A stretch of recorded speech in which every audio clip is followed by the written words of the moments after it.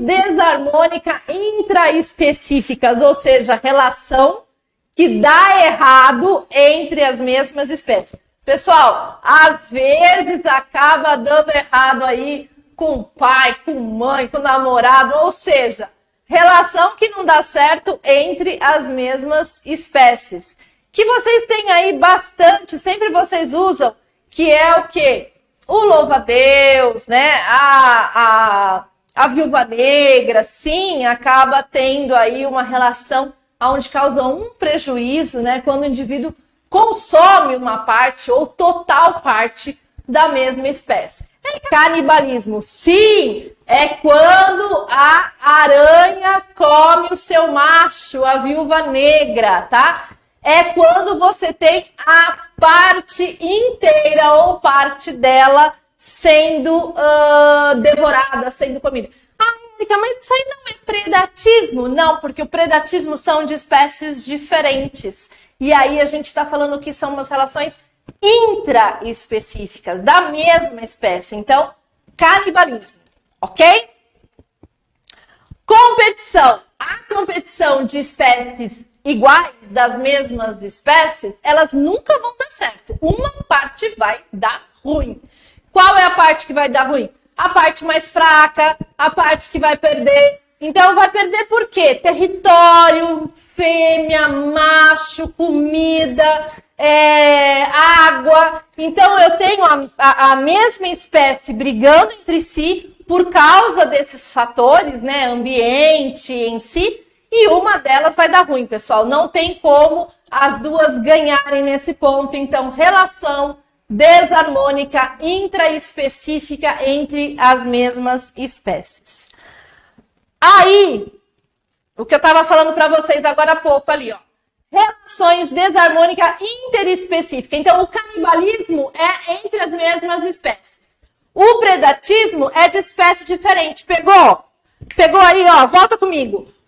Intraespecífica, canibalismo. Interespecífico, predação, predatismo.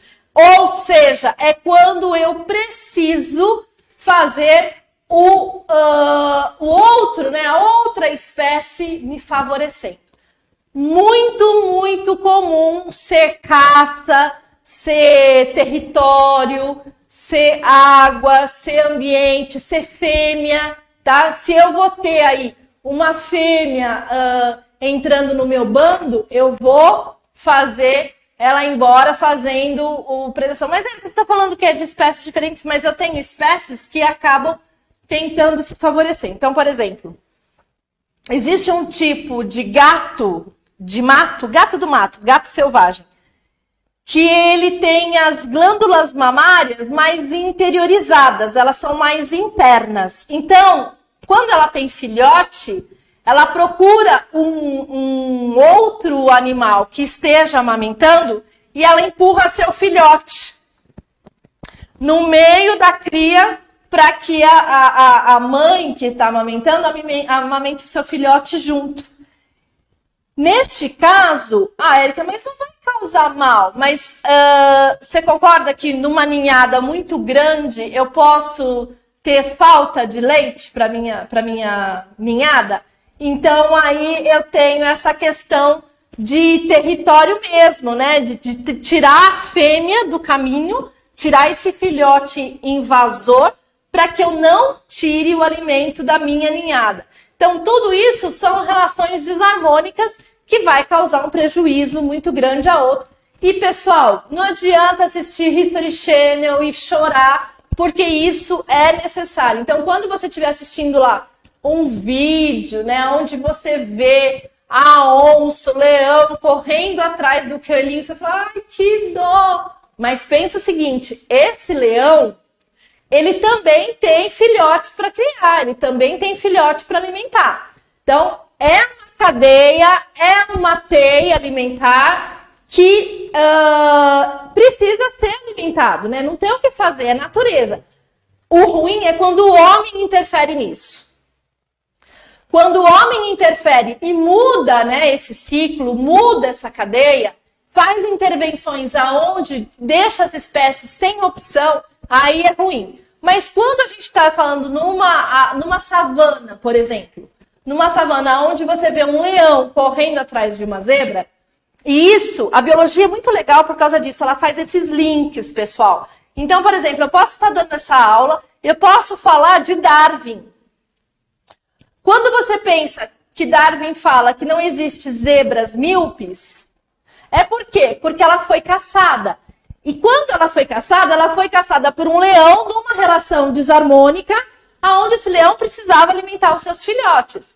Então, automaticamente, eu não tenho zebras míopes passando descendentes míopes. A biologia é toda interligada. E você precisa ter esse clique. Quando você estiver estudando biologia, você tem que pensar assim, qual é o assunto que eu posso linkar com isso daqui? Qual é a matéria que eu já vi ou que eu estou estudando que eu posso linkar? O que o examinador, na hora da prova, pode pedir para mim tratando desse assunto? Então, esteja sempre ligado com o que você já viu e quanto mais conteúdo você for aprendendo, vai linkando com os assuntos dados para que você vá aumentando a sua rede de conhecimentos dentro da biologia. Tranquilo? Então, aí eu tenho a comparação de Darwin, quando ele fala das zebras míopes, com a relação desarmônica, aonde eu não tenho o que fazer. Eu vou servir de alimento ou eu vou caçar um alimento para minha ninhada, para os meus filhotes, para minha prole. Relação desarmônica interespecífica. Eu tenho aí indivíduos que se alimentam de uma parte viva da planta, né? Herbivoria, tá? Aí eles se alimentam de todas as partes de qualquer planta, que não é o caso do vegetariano. O vegetariano é só legumes, frutas e verduras e os derivados, né? Derivados de animais, ovo, leite. E aí a gente vai tendo o não consumo da carne em si. Tranquilo? Relações desarmônica interespecíficas, que é uma competição interespecífica de recursos, tá? É a disputa de recursos entre as espécies. Então, assim, não morre ninguém. Mas, por exemplo, a comida, eles vão competir entre si, espécies diferentes competindo entre si, ambiente competindo entre si, mas não tem morte de nenhuma das espécies. E aí, pessoal, eu tenho essa parte que é muito bacana, porque a gente vai linkar lá na frente quando a gente for falar um pouquinho sobre as pirâmides ecológicas. Sobre as espécies invasoras, né? Então, espécies que o homem acaba introduzindo no meio ambiente e que vai sim causar impacto ambiental, né? Que vai causar problemas para esse ambiente. Eu não sei se vocês recordam, há um tempo atrás, algumas pessoas vieram pescar e trouxeram iscas que não eram nativas do Brasil. E essas iscas foram deixadas no rio e elas acharam um meio de sobreviver na natureza, né? Acharam condições ambientais de se procriar. E aí elas não tinham predadores e elas foram aumentando, tiveram que ter intervenção do homem para acabar com essa infestação. Por quê? Eu acabo mexendo na cadeia alimentar, no controle biológico. Se eu não tenho ninguém que vai fazer a predação dessa espécie, automaticamente essa espécie vai acabar influenciando no que ela come. Então eu tenho um desequilíbrio aí nessa cadeia bem significante e eu posso falar que muitas vezes essas espécies invasoras são espécies introduzidas de forma intencional ou até acidental, que é no caso dessas iscas de pesca, e aí eu acabo causando um ambiente, né, um desastre ambiental, aonde eu não tenho predador natural para essa espécie que foi introduzida. Ok? Continuando em relações desarmônicas interespecíficas, ou seja, de espécies diferentes, eu tenho o parasitismo. Parasita é todo aquele que vai viver de forma hospedeira em outra espécie. É o piolho, é o carrapato, é a pulga. Você aí que coça, pode estar sim com piolho. E o piolho, você acaba de saber que ele é uma relação desarmônica interespecífica, porque você é de uma espécie e o piolho é um artrópode, é de outra espécie. E ele está fazendo um parasitismo em você. Sim, você faz parte da cadeia alimentar. Ele é um animalzinho hematófago. Hematófago. Marca aí na sua apostila, no seu caderno, no post-it.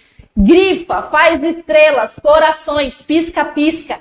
Esta palavra você vai ver muito na biologia. Hematófago são animais que se alimentam de sangue. Hemato, sangue. Fago, comer. Comer sangue. Hematófago. Você já viu alguém morrer por causa de piolho? Não. Então, é uma relação que não leva o hospedeiro à morte, mas causa aí um grande transtorno para a vida do hospedeiro. Eu tenho dentro do parasitismo duas divisões, os ectoparasitas e os endoparasitas. Ecto, tudo que está do lado de fora. Endo, tudo que está do lado de dentro. Ecto são carrapatos, pulgas, piolhos e aí por diante. Endo, tudo que está lá dentro. Lombriga, tenha e é todo bichinho que cresce dentro de você. Ah, Érica, mas eu já vi que a lombriga pode matar. Sim, ela pode matar, mas em um caso aonde é exceção e não a regra, tá? A exceção é que quando tem uma infestação de lombriga, que a lombriga procura o fundo de luz, né? E ela acaba saindo pelo nariz e acaba fechando a respiração da pessoa. Aí ela acaba, mas por ter lombriga, não vai morrer, tá? Eu tive lombriga, você tem lombriga, tanta gente tem lombriga e não morre, beleza? Mas tem que tirar, viu, gente? Não pode ficar aí com verminose, não, porque causa outros problemas, anemia e assim por diante. Não é legal, né, pessoal? Nós temos que ter a vida legal, corpo legal, saúde bacana. Tranquilo? Falando em relações desarmônicas ainda de espécies diferentes, eu tenho o amensalismo. Associação de duas espécies diferentes em que uma inibe a outra. Quando você para pensar, lá na linha evolutiva, né, entre os seres vivos, que eu começo lá em vírus, reino monera, reino protista, reino fungi, reino plantar e reino animalia. Não é isso? A linha evolutiva, eu trago esses reinos. Os vírus, que não é reino, monera, protista, fungi, plantae e animalia. Então, eles são classificados de acordo com as suas estruturas e as suas partes de evolução. Então, é uma linha evolutiva, que eu vou aumentando o grau de especificidade das coisas, tá? Das funções desses órgãos. Bom, quando você olha o reino monera e o vírus, né, as bactérias e os vírus, e eu te perguntar assim, o que você prefere? Você prefere ter uma pneumonia viral ou uma pneumonia bacteriana? Ai, Érica, eu não prefiro nada. Tá bom, mas vamos supor que você tem que escolher. Eu prefiro uma bacteriana. Uma bacteriana, ela é muito mais forte, mais resistente. Ela não precisa de célula hospedeira. A bactéria, você vai me trazer N argumentos. Eu tenho certeza que você já estudou o reino monera e você está afiado no reino monera e você sabe exatamente o que você vai me responder.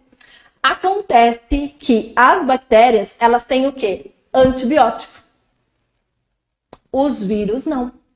Os vírus, elas precisam do meu organismo para que o meu organismo esteja legal, para que ele consiga combater o vírus. Visto o coronavírus que está aí, que a gente está convivendo na pele com ele e tendo que estar com um organismo bem bacana para que os estragos não sejam assim tão significativos como a gente tem visto aí, infelizmente, em alguns casos, tá? Os antibióticos, A grande maioria, não todos, são feitos de fungos. Sim, a penicilina é um fungo e que é feito um antibiótico. Então, quando eu tenho numa relação... Olha só o link de tantos assuntos aí, né? Falei de vírus, falei de bactérias. Viram como interage tudo na biologia?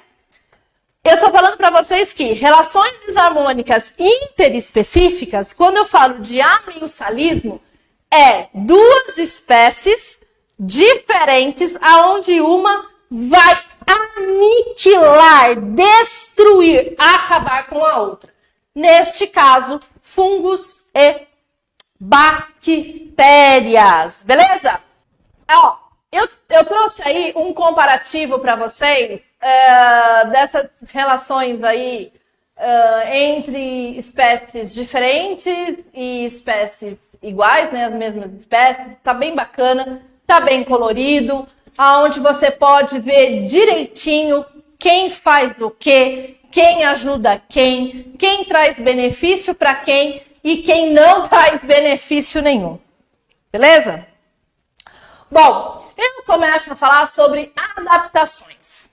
Essas adaptações, pessoal, a grande maioria delas, elas vão vir para somar a sobrevivência das espécies na natureza, nos ecossistemas, nos ambientes. Estratégias de sobrevivência a gente chama de adaptação, tá? Então, melhor adaptação ao meio ambiente, como é a melhor forma de obter alimentos, qual a melhor forma de fugir, enganar, disfarçar o seu predador. Isso tudo a gente chama de adaptações. Bom, uma das adaptações mais conhecidas é a camuflagem. Dá uma olhada aí. Acha o bicho.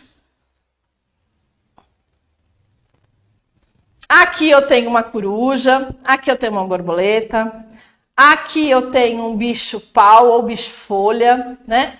Aqui no tronco eu também tenho um bicho e na folha, escondidinho aqui, eu também tenho um bichinho, tá? Então são todos os modos e meios de se misturarem ao ambiente e se camuflar, fugir do predador. Com a cor, com o formato, com o meio, muito parecido para que não seja comido. Então, assim, por que acontece isso, Érica?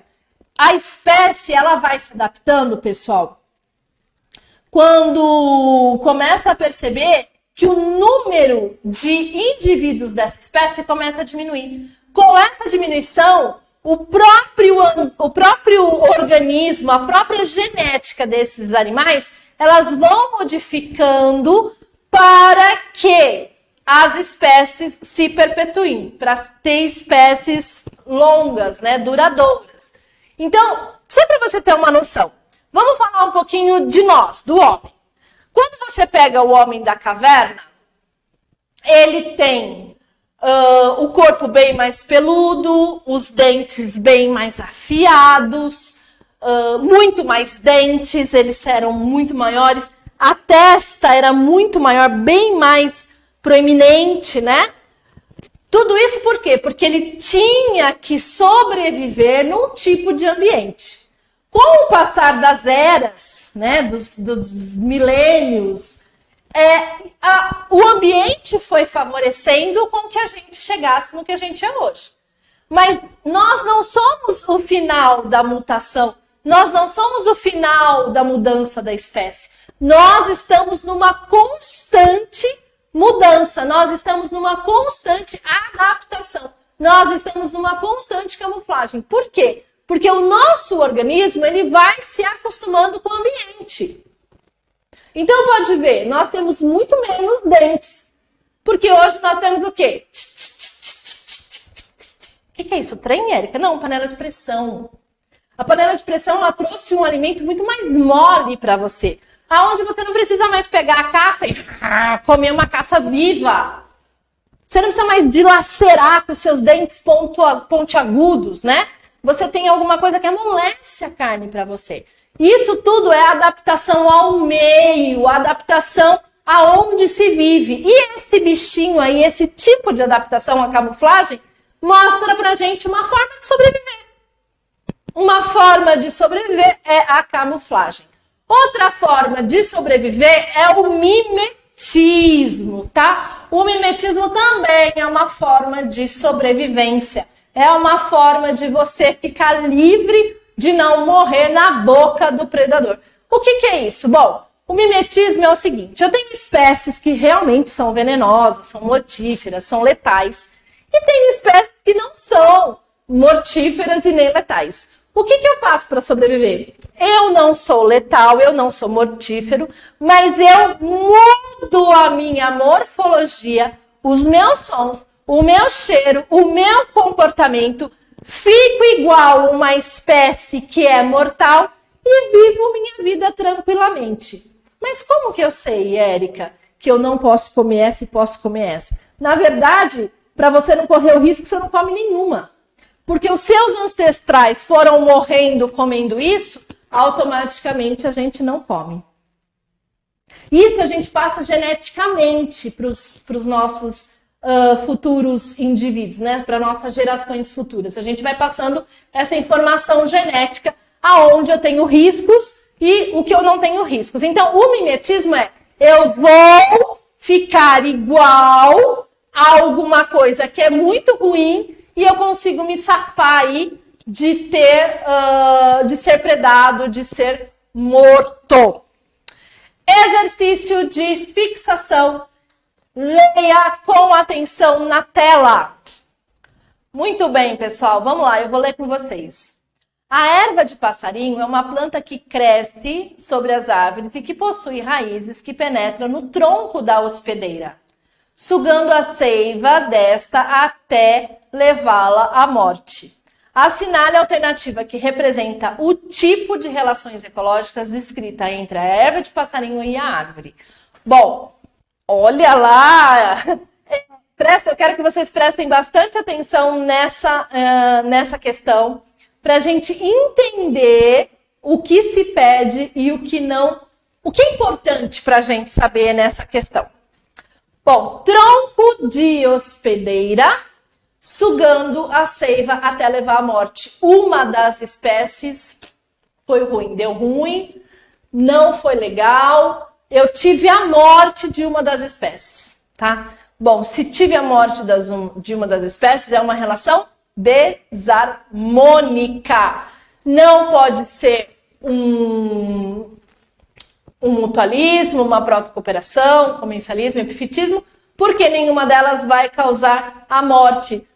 O mutualismo acaba não tendo ação, né, despotencialização, mas não leva à morte, nesse caso, parasitismo. Cuidado, hein?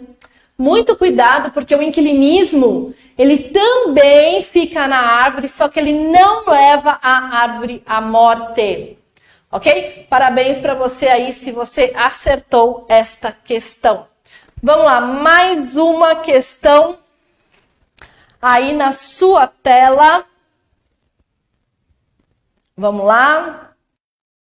Vou ler com vocês, pessoal.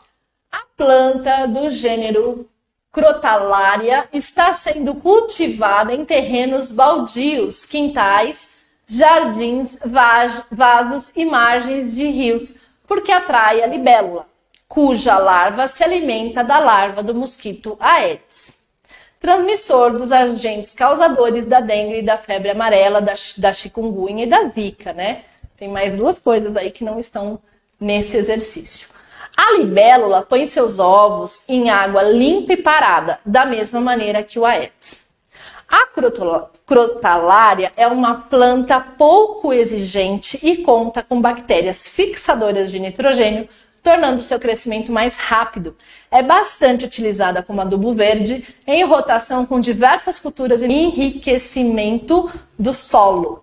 O texto permite destacar os seguintes tipos relacionados entre os indivíduos citados. O texto permite destacar os seguintes tipos de relacionamento entre os indivíduos citados. Vamos lá. Letra A, simbiose, inquilinismo e parasitismo. Letra B, mutualismo, comencialismo e predatismo. Letra C, mutualismo, parasitismo e predatismo. Epifitismo, predatismo e parasitismo ou comencialismo, inquilinismo e predatismo. O que é importante você entender aí? Olha lá. Larva que se alimenta de larva. Então, eu tenho o quê? Um predatismo. Olha lá, larva que se alimenta de larva. Tenho também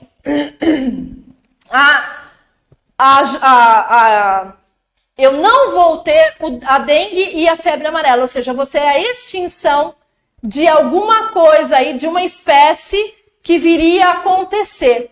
Um parasitismo. Então, eu tenho uma espécie que vai ser aniquilada, que é o parasitismo. Bactérias fixadoras de nitrogênio, lembra que eu falei que separadas elas despotencializam? Mutualismo. Então, a letra correta é letra C. Mutualismo, parasitismo e predatismo são as relações ecológicas presentes nessa questão. Beleza?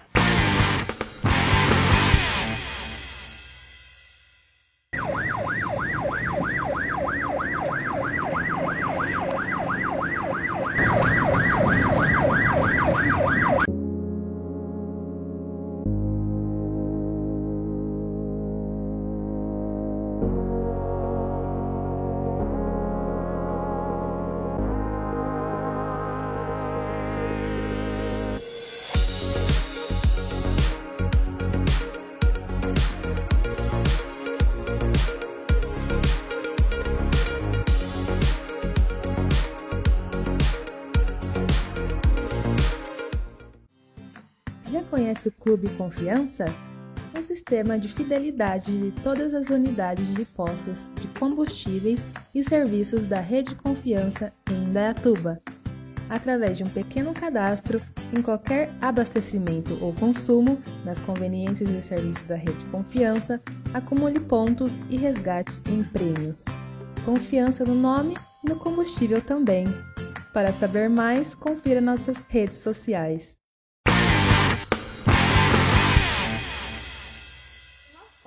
Bom, por onde eu começo? Pelas potenciações, a gente já sabe, mas o que eu faço com essas potenciações? Eu vou inverter aqui? Nesse caso, a gente não vai inverter, eu vou resolver aqui primeiro, tá? Então, primeiro eu vou resolver o que está dentro do parênteses. O que tem dentro do parênteses? Uma divisão e uma multiplicação. Eu vou resolver a multiplicação primeiro. Então, aqui, ó. Vou resolver aqui primeiro. Então, esse eu vou copiar.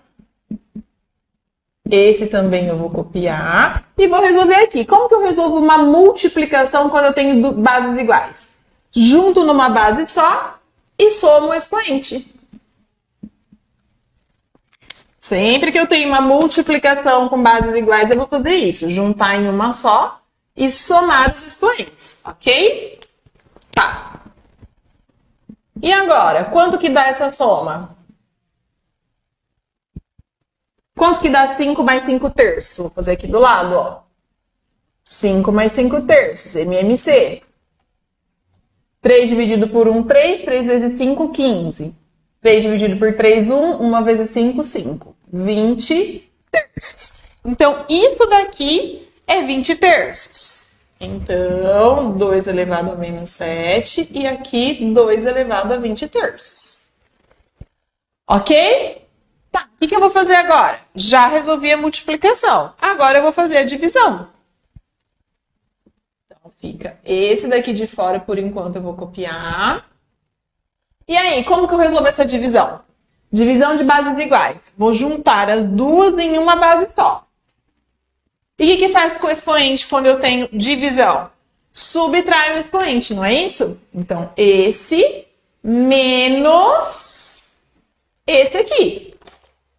Deixa eu colocar o menos mais para cá. Então, vai ficar menos 7 menos 20 terços. Porque está dividindo. Na divisão, eu junto em uma só e subtraio o expoente. Ok? Continuando aqui.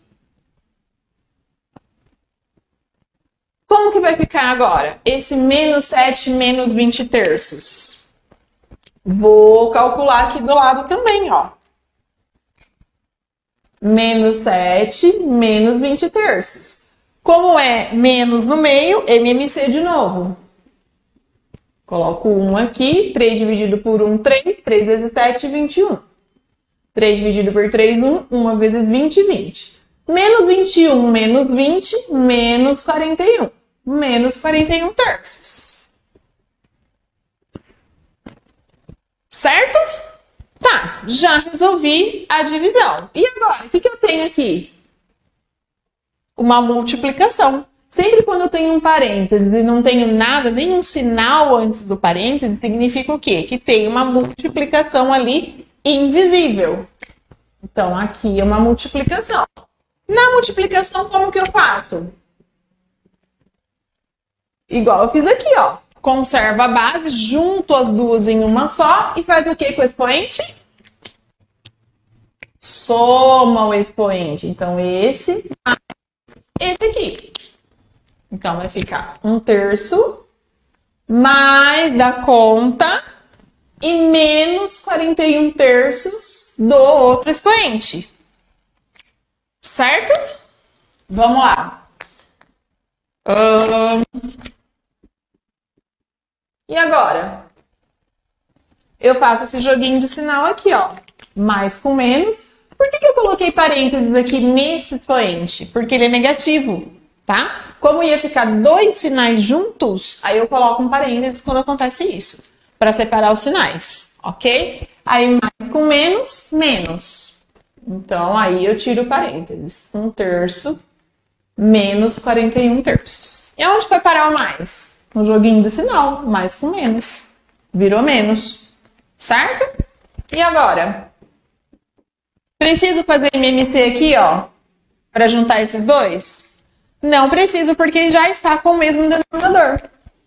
Então, vai ficar um denominador só para os dois. 1 menos 41. Quanto que dá 1 menos 41? Menos 40. Porque o sinal sempre fica do maior. Então, menos 40 sobre 3. Vamos lá?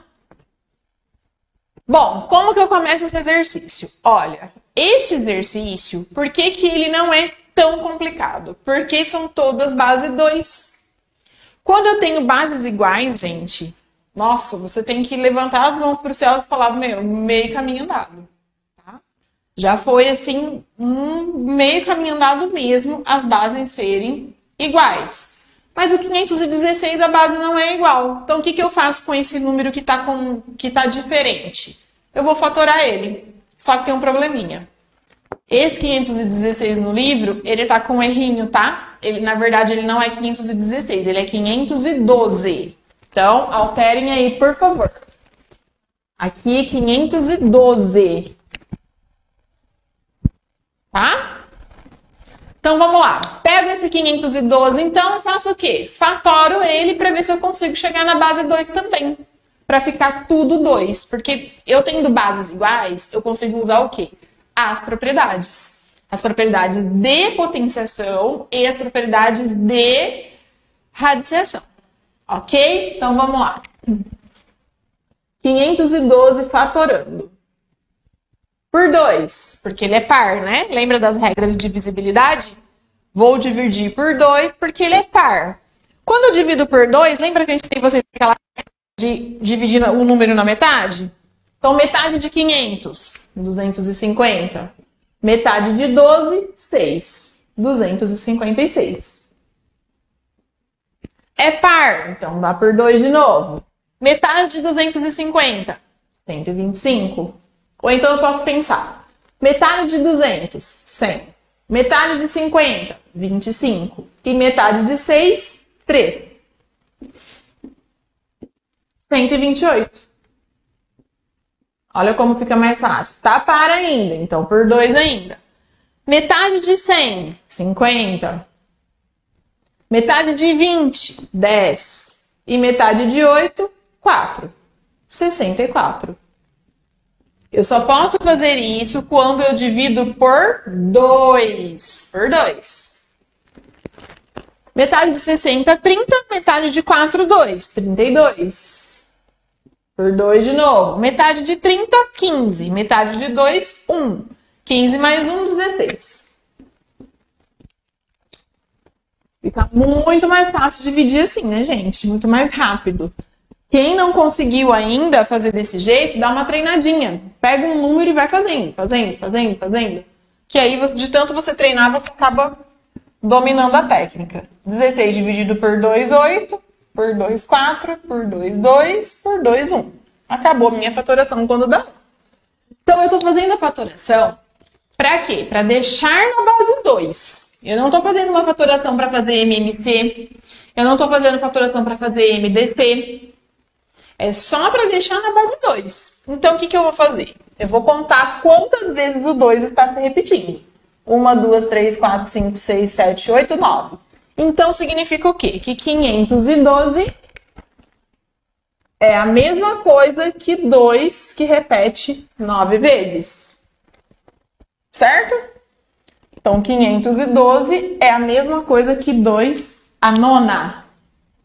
Então, lá no lugar do 512, eu vou colocar o quê? 2 elevado a 9. Então, vai ficar Z igual. Raiz de 2 aqui. Esse eu copio. Esse também eu copio. Esse eu copio. E aqui no lugar do 512, 2 elevado a 9. Aqui, ó. No lugar do 512, eu coloco 2 elevado a 9.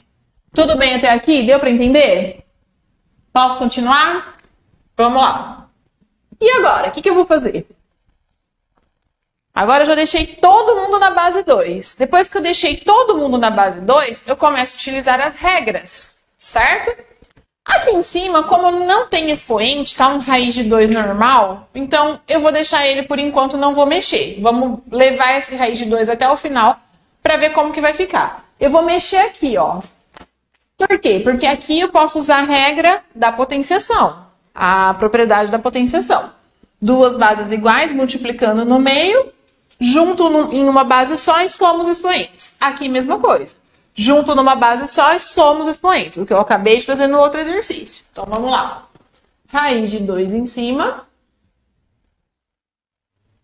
E aí, eu vou juntar. 2, 3... Deixa eu até fazer maior. Deixa eu fazer maiorzinho para vocês entenderem bem o que eu tô fazendo. Então, ó, lá dentro da raiz.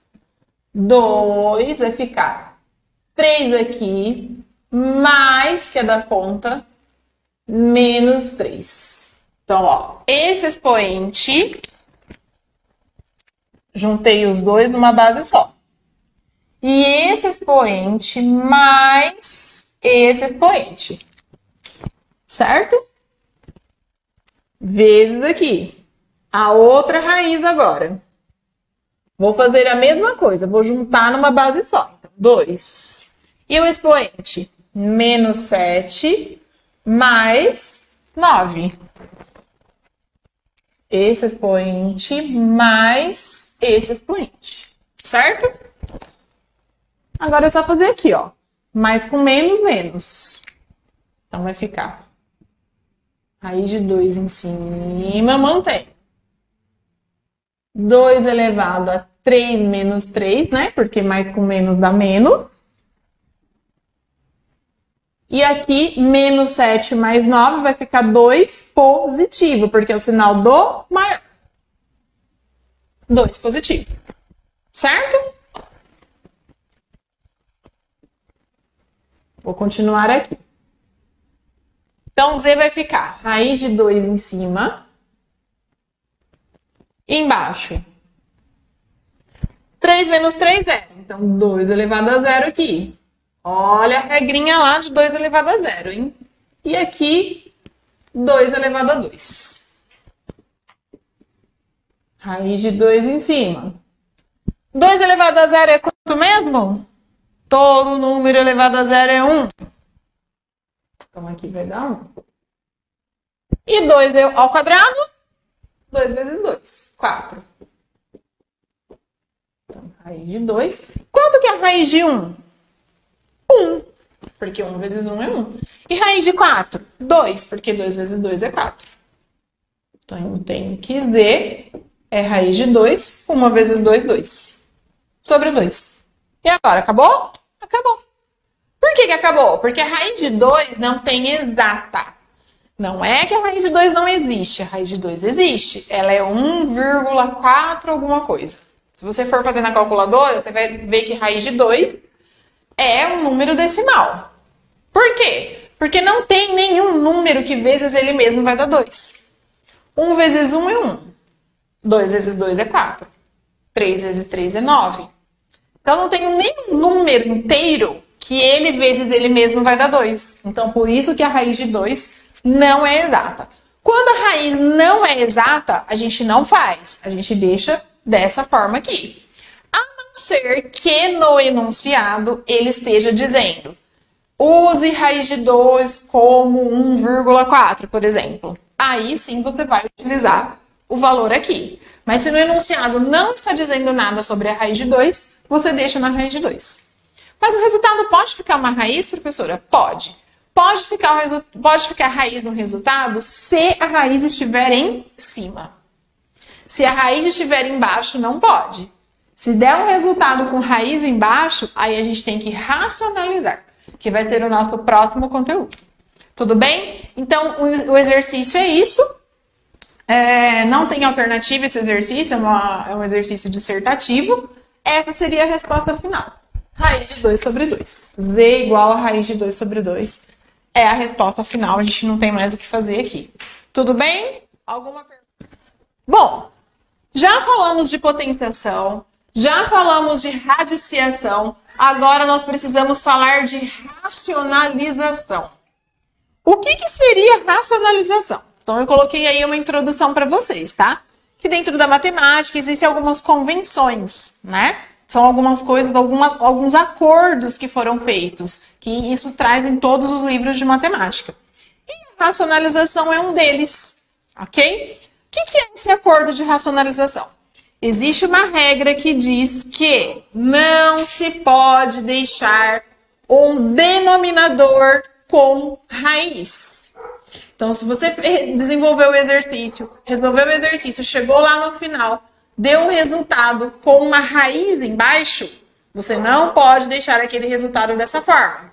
Você precisa o quê? Você precisa racionalizar esse resultado, racionalizar esse denominador, tirar essa raiz de baixo, certo? Do denominador, ok? E para isso existe uma técnica. Existem várias técnicas, na verdade, né? Depende do número e depende do exercício, do que tem ali dentro da raiz, da quantidade de raiz. Existem várias técnicas para a gente fazer essa racionalização. Vamos lá? Racionalizando. Primeiro caso. No primeiro caso, gente, é quando nós temos uma raiz só embaixo.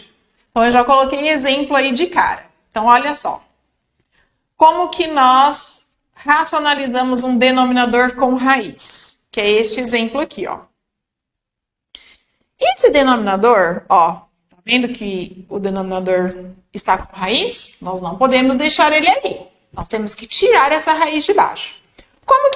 O que é essa técnica? Como que a gente resolve essa técnica? Olha lá.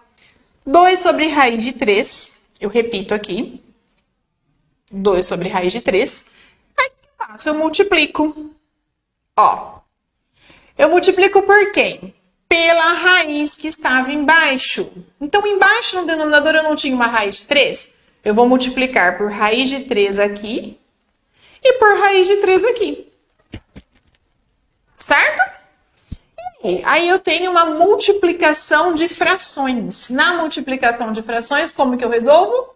O de cima com o de cima e o de baixo com o de baixo, não é isso? Então, quando eu multiplico 2 vezes raiz de 3, eu tenho 2 raiz de 3. Por que não fica raiz de 6? Porque eu não posso nunca misturar um número que está fora da raiz com um número que está dentro da raiz. Essa é uma regra básica, tá? Então, anotem aí. Eu só consigo multiplicar os números quando eles estão os dois fora da raiz ou os dois dentro da raiz. O número que está fora da raiz, eu não posso multiplicar com o número que está dentro da raiz, ok? Então, por isso, fica 2 raiz de 3. Embaixo eu tenho dois números dentro da raiz, então eu posso multiplicar e transformar essas duas raízes em uma raiz só. Então, olha lá. Raiz de 3 vezes raiz de 3, raiz de 9. Eu transformo em uma raiz só, multiplicando os números de dentro. Então, quem está dentro, eu multiplico com quem está dentro. Ok? Raiz de 9. Tá, aí em cima, como que eu resolvo duas raiz de 3? Não tem como, porque eu não posso misturar o número que está fora com o número que está dentro. Então, permanece duas raiz de 3. Embaixo, raiz de 9, nós já sabemos que é 3, porque 3 vezes 3 é 9, certo? Então, esse é o meu resultado. 2 raiz de 3 sobre 3. Eu posso simplificar esse 3 que está dentro da raiz com esse 3 que está embaixo, fora da raiz? Jamais. Jamais eu poderia fazer isso. Por quê? Porque um número está dentro e o outro está fora. Eu não posso trabalhar com números que estão dentro e fora. Só quem está fora com quem está fora. Então, o 2, que está ali em cima, que está fora, eu poderia simplificar com o número que está embaixo, se fosse um número divisível. Se fosse 4 embaixo, por exemplo, aí eu conseguiria dividir. Por exemplo, vou colocar aqui para vocês, ó. Se fosse assim, 2 raiz de 3 sobre 4. Aí sim eu conseguiria simplificar. Por quê? Porque, ó, o 2 está fora e o 4 está fora. Aí eu consigo simplificar em cima por 2 e embaixo por 2. Então, eu simplificaria ali em cima por 2, sobraria quanto? 1, né? Então, ficaria 1 raiz de 3 em cima. E embaixo, quanto ficaria embaixo? 4 dividido por 2, 2. Continuo? Sim, continuo. Por quê? Uma raiz de 3, raiz de 3, né? Então, como que ficaria aqui? Raiz de 3 sobre 2, nesse caso. Certo, pessoal? Então, é isso. Eu consigo simplificar o número que está fora com o número que está fora. Eu consigo multiplicar ou dividir número que está fora com o número que está fora. E o número que está dentro com o número que está dentro também. Fora isso, não consigo fazer mais nada. Tudo bem? Tranquilo? Olha lá um outro exemplo. 1 sobre raiz de 2. Como que eu faço 1 sobre raiz de 2? Não posso deixar essa raiz de 2 embaixo. Então, olha lá. Repito aqui. E aí, multiplico por raiz de 2 em cima e raiz de 2 embaixo. Aí, eu faço 1 vezes raiz de 2, raiz de 2. Raiz de 2 vezes raiz de 2, raiz de 2 ao quadrado. Ou seja, raiz de 4. Certo? No exercício anterior, eu fiz direto. Aqui, eu coloquei 2 ao quadrado. É a mesma coisa, porque 2 ao quadrado é 4. Então, raiz de 2 vezes raiz de 2 é a mesma coisa que raiz de 4. E raiz de 4 é 2. Então, raiz de 2 sobre 2. Olha lá, o denominador não ficou com raiz. A raiz foi para o lado de cima. Então, é isso que consiste essa técnica de racionalização. É você retirar o denominador com raiz. Deixar o denominador sem raiz. Ok?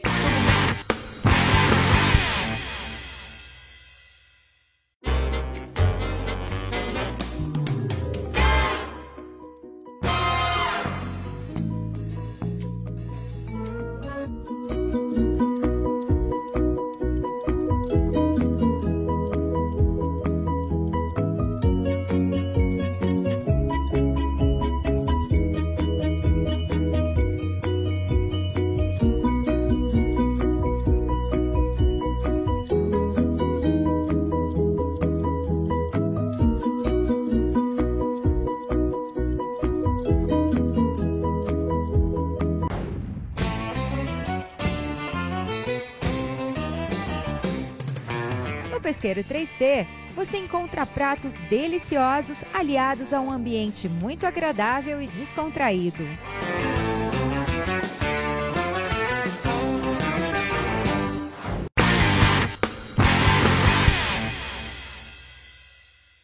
Bora lá! Gente, olha, agora eu vou falar da forma fatorada da equação do segundo grau, tá? O que seria a forma fatorada? Olha lá. Primeiro nós temos a forma parcelada, que eu já comentei com vocês, ax ao quadrado mais bx igual a bx mais c igual a 0.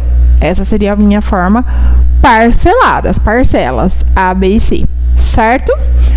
Ou eu tenho a minha forma fatorada, que é a que multiplica x1, x menos x1, que multiplica x menos x2 igual a 0. Ai, mas por que eu preciso disso? Eu vou mostrar para vocês nos exercícios que às vezes você precisa saber essa forma fatorada para você resolver o exercício, tá? Se você não souber essa forma fatorada, você não consegue resolver o exercício. Vou mostrar para vocês isso. Então, vamos lá. Eu coloquei um exemplo ali, ó. X ao quadrado menos 12x mais 35. Certo? Então, quando eu sei as raízes, agora é diferente, ó. Quando eu sei as raízes, quando o exercício me dá o valor da raiz, certo? Quando eu sei o valor da raiz, x1 e x2, ó, eu posso colocar na forma fatorada. Qual que é a forma fatorada? Esse x aqui, tá vendo esse x? É da fórmula, ele não muda. Menos também é da fórmula, não muda. E o 5, que é o meu x1. Certo? Vezes, isso também é fórmula. Esse parênteses é da fórmula, esse parênteses é da fórmula, esse x é da fórmula, esse menos é da fórmula, e o 7, que é o meu x2.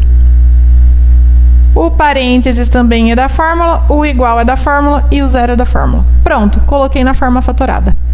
Certo? Vamos supor que o meu x1 seja 3 e o meu x2 seja menos 4. Como que ficaria isso na forma fatorada? Assim, ó. X, que é da fórmula, menos, que é da fórmula, 3, que é a minha raiz, vezes, que é da fórmula, parênteses da fórmula, x da fórmula. Agora, o menos da fórmula com o menos do x2, presta atenção, o menos da fórmula com o menos do x2 fica mais. Então, aqui ficaria mais 4, igual a 0.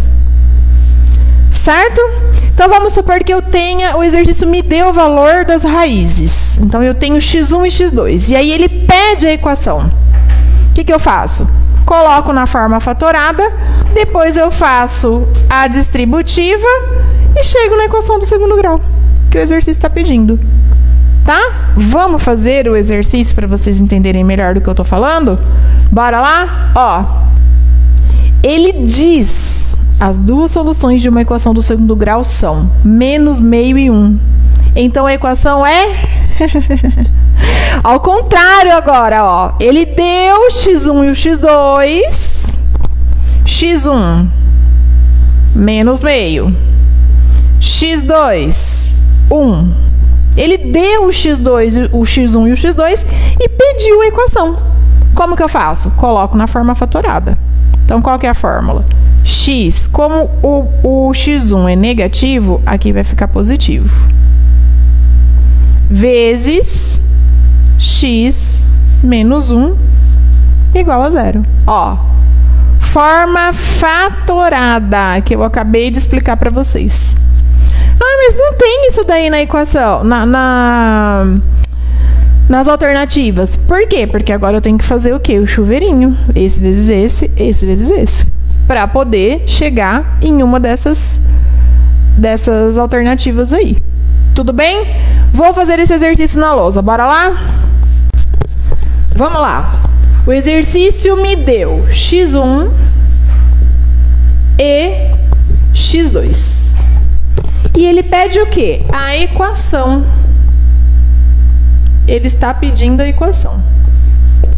Então, eu vou fazer o quê? Pela forma fatorada. Então, qual que é a fórmula? X menos x1 vezes x menos x2 igual a 0. Eu vou utilizar esta fórmula. O x eu mantenho. x1 eu vou substituir. Menos daqui com esse menos daqui vai ficar mais. Vezes x2, 1. Pronto, substituí o x1 e o x2. Ok? E agora? Agora eu faço a distributiva. Esse vezes esse vezes esse. Então, x vezes x não é 2x, é x ao quadrado, hein? Pelo amor de Deus. X ao quadrado. X vezes menos 1, menos x. Agora o segundo. Esse vezes esse vezes esse. Meio vezes x, meio x. Meio vezes menos 1, menos meio. Igual a 0. O que é esse meio x aqui? É meio vezes x. Então, aqui eu ponho 1 e faço em cima, embaixo, embaixo. X quadrado menos x mais 1 vezes x, x. 2 vezes 1, 2. Menos meio igual a 0. Quem já visualizou que tem que fazer MMC nisso daqui?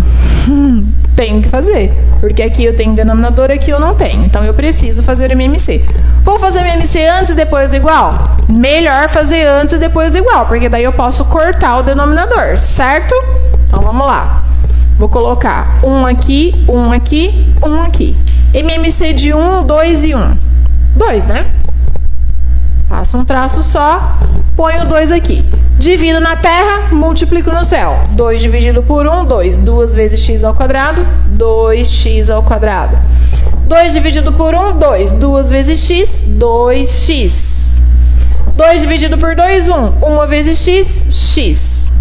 2 dividido por 2, 1. 1 vezes 1, 1. 2 dividido por 1, 2. 2 vezes 0, 0. Pronto. Tirei MMC antes e depois do igual, cortei o denominador. Vamos continuar aqui. Então, ficou 2x quadrado menos 2x mais x menos 1 igual a 0. E agora, o que eu faço? Consigo juntar alguém? X quadrado eu só junto com x quadrado. X eu só junto com x e número sozinho só junto com número sozinho. Então, aqui eu só vou conseguir juntar os dois que estão com x, né? Então, 2x quadrado menos 2x mais x significa menos 2 mais 1. Subtrai e mantém o sinal do maior. Então, fica menos x. Menos 1 igual a 0. Olha uma equação do segundo grau. Olha que bacana. Chegamos na equação do segundo grau. Certo? Só que aí eu olho na alternativa, meu Deus do céu, não tem. Não tem alternativa. Ai, Deus, eu errei. Não. Presta atenção nas alternativas. Presta atenção nas alternativas. Presta atenção. O A teria que ser 3 ou 4. E se eu multiplicar a minha equação inteira por 2? Não vai dar 4 na letra A? Se eu multiplicar a minha equação inteira por 2, não é C e não é A. Não é a C e nem a A, é a D. Isso mesmo, é a D. Por quê? Porque eu multipliquei a minha equação inteira por 2. Se eu multiplicar tudo isso daqui por 2, vai ficar assim, ó. 2 vezes 2, 4. 4x ao quadrado. Menos 1, porque aqui é 1, né? Menos 1 vezes 2, menos 2. E menos 1 vezes 2, menos 2. Agora sim tem na alternativa. Olha que sacanagem que fizeram, hein? Colocaram a alternativa multiplicada. Bora lá. Soma e produto, gente. Quem tá lembrando aí da equação do segundo grau, de quando estudou a equação do segundo grau, sabe que a gente pode achar a equação do segundo grau por soma e produto também, tá? Essa soma e produto seriam as relações de Girard, que foi o cara que descobriu essa facilidade de poder somar as raízes e poder multiplicar as raízes. E aí ficou com o nome dele a fórmula, ok? Vamos lá. O que seria isso, ó? Sabe o x1 e o x2 que a gente acha lá quando a gente faz Bhaskara? Pois é. Se eu somar x1 e x2, ó, x1 mais x2 é menos b sobre a. Mas que b é esse? Aquele b da equação lá do a, b e c. Tá? E se eu multiplicar x1 e x2, eu tenho c sobre a. Eu vou escrever aqui, ó, para vocês. Não vou nem falar, só vou escrever.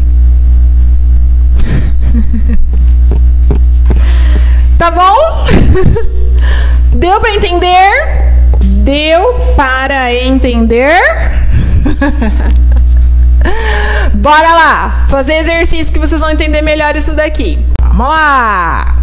Os números MN, mas MN não é letra? O exercício está dizendo que são números, então são números. MN são as raízes da equação. 4x ao quadrado mais 4rx mais r ao quadrado menos 9 igual a 0. Que equação estranha que é essa que tem duas letras? Pode ter. Qual, então, é o valor de m mais n? Aí você olha e fala, minha Nossa Senhora, os números m e n são as raízes. Olha, ele está afirmando que m e n são raízes. Se m e n são raízes, o que é o m? x1. E o que é o n? x2. Certo? Tá. E o que ele pede? M mais n. M mais n é o que ele pede. Então, ele quer x1 mais x2. Concorda? O que ele quer é x1 mais x2. Porque m mais n é a mesma coisa que x1 mais x2. Ok essa interpretação? Tudo bem? Deu para interpretar bem isso daí? Que agora a gente vai fazer os cálculos. Essa é a fórmula. Então, se ele quer m mais n, ele quer x1 mais x2. Pelo enunciado, pela interpretação que a gente fez do enunciado. Então, se a minha fórmula se a minha equação é 4x ao quadrado mais 4rx mais r ao quadrado menos 9 igual a 0. Quem é o a mesmo? O a é sempre quem acompanha o x ao quadrado. Então, esse é o a. Quem é o b? O b é sempre quem acompanha o x. Quem que está acompanhando o x aqui? Tudo isso daqui. Então, tudo isso daqui é o b. E o c? O c é o que sobrou. É o termo independente, é o que sobrou. Então, tudo que sobrou é o c. Agora, eu vou colocar na fórmula. x1 mais x2 é igual a menos b sobre a. x1 mais x2 é igual a menos, quem é o b? 4r. Então, menos 4r. Quem é o a? O a é 4 sobre 4. Certo? Continuando aqui. x1 mais x2. Se eu tenho 4 em cima e 4 embaixo, eu posso simplificar ou cancelar. No caso, como eles são iguais, eu cancelo. Vamos, x1 mais x2. Aqui, como eles são iguais, eu cancelo, certo? Então, menos r. x1 mais x2 vale menos r. Se x1 mais x2 vale menos r, e x1 é m e x2 é n, então m mais n também vale menos r. Letra A. Que legal!